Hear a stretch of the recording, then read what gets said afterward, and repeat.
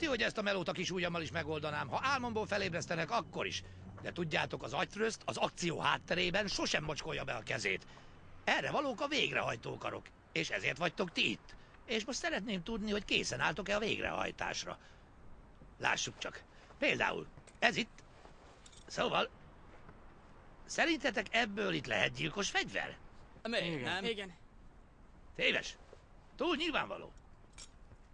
És ez? He? Hát persze, Torrent, te baromi nagy kő, ha ezzel meglegyintenek. Baszod nagy szarvasiva. Ez semmire se jó, bazd meg. Na lássuk csak, kinél van véletlenül valami jegy, egy metrójegy.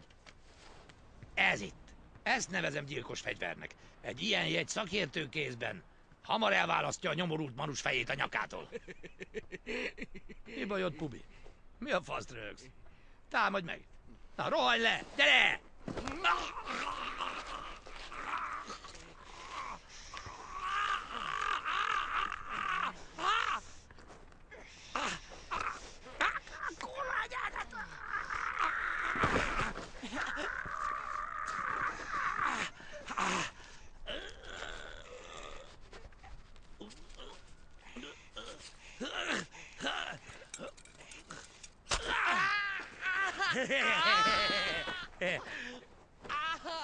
De hogy ölhetnék meg ezzel valaki?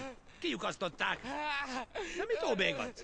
Tiszta vágást kaptál. 2 milliméterre feljebb kettészelem az ütőeredet, és vége a mesének.